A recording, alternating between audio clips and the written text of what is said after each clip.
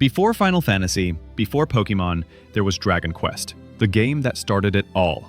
Now, after nearly 4 decades, Dragon Quest 1 and 2 return in a stunning HD-2D remake, bringing classic JRPG history back to life with modern visuals inspired by Octopath Traveler and Dragon Quest III HD-2D.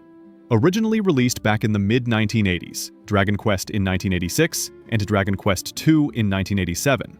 These were the titles that defined the entire role-playing genre in Japan. Simple, charming, yet groundbreaking. They introduced the world to turn-based combat, open exploration, and that iconic slime we all know today. The remake reimagines those pixel-perfect adventures with beautifully layered 2D sprites, dynamic lighting, and orchestral music, while keeping the original storylines intact, the tale of a lone hero who rises to defeat the evil Dragon Lord, and the continuation through his descendants in the second game.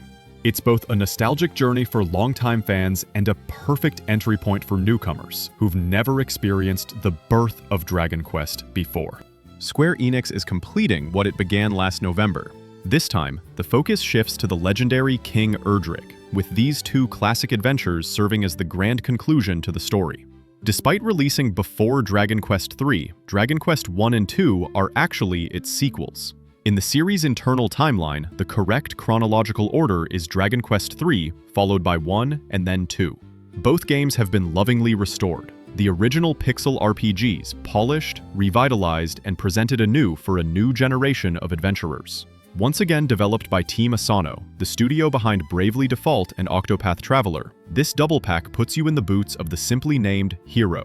As Akira Toriyama's charming character sprites roam across beautifully layered HD 2D environments, it's hard not to grin. Even 7 years after Octopath Traveler first turned heads, this art style still feels utterly magical.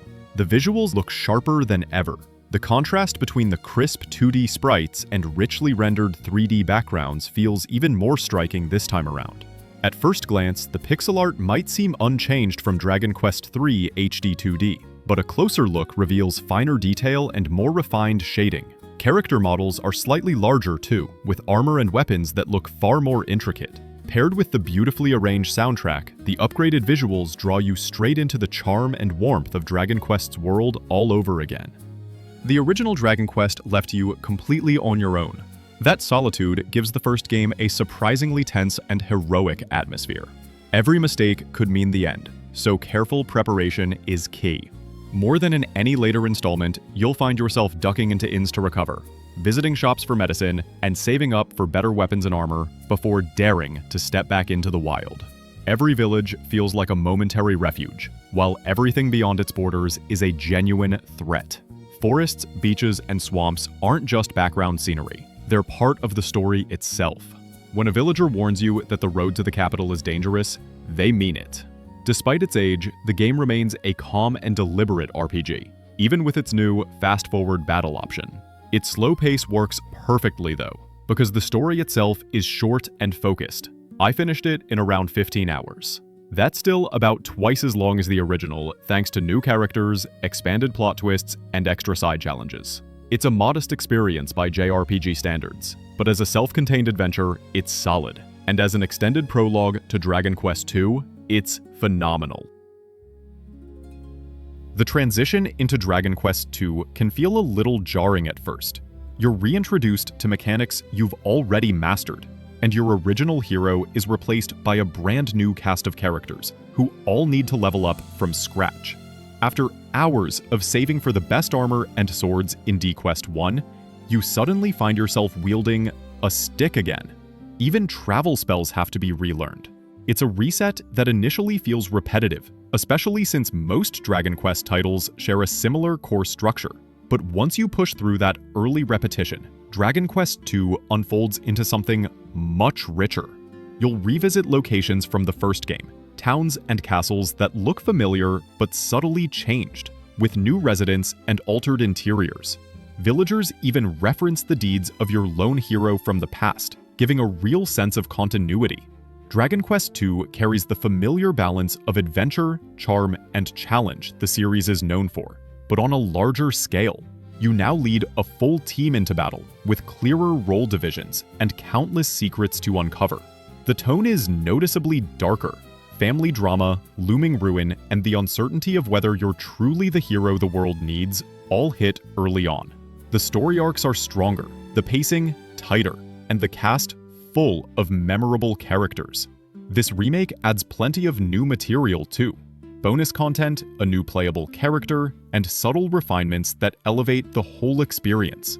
For example, a completely new underwater world has been added to the remake, filled with hidden treasures to discover and curious merfolk to chat with. You'll also meet a new party member, the Princess of Canik, who joins your hero and her brother, the Prince of Canik, on their journey.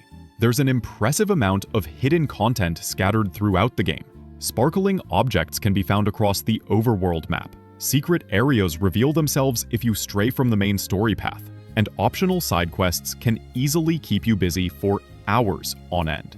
It took me over 40 hours to reach the end of Dragon Quest II, and even then, I still had plenty left to uncover. It's also worth playing Dragon Quest III HD-2D Remake before diving into this collection. If you have a save file from DQuest 3, you'll unlock a fun bonus at startup: adorable cat costumes for your party. It's hardly essential to the experience, but it's a charming little reward. Beyond the upgraded visuals, both games also feature a beautifully reorchestrated soundtrack. The music sounds richer and more cinematic than ever, breathing new life into familiar melodies. The voice acting deserves praise too. While not every line is fully voiced, key introductions and important dialogue moments feature excellent performances. In short, there's nothing to criticize about the audio. Both the orchestral music and the voice acting significantly elevate the experience. The remake also offers a wide range of customization options to tailor your adventure. 3 difficulty modes let you choose between a relaxed or highly challenging experience, and you can toggle an on-screen marker that always points toward your next objective. Even more impactful are the battle speed settings, which can be adjusted from normal to fast or even ultra fast. The latter makes grinding for levels or new skills much more efficient, a real blessing for anyone eager to progress quickly. There's also an optional feature that highlights which spells or attacks deal the most damage in combat. It definitely makes the game easier. Too easy, even. I personally didn't use it, but it could be useful for someone who has never played a classic RPG before. If you enjoyed last year's Dragon Quest III HD 2D Remake, this collection is an easy recommendation. The graphics are just as vibrant and full of life, and the classic monster designs remain as charming as ever. Is there anything to complain about? Honestly, not really. Dragon Quest I and II HD 2D Remake squeezes the very best out of its 1980s origins. A remake that manages to stay true to its roots while embracing the polish and convenience of modern gaming.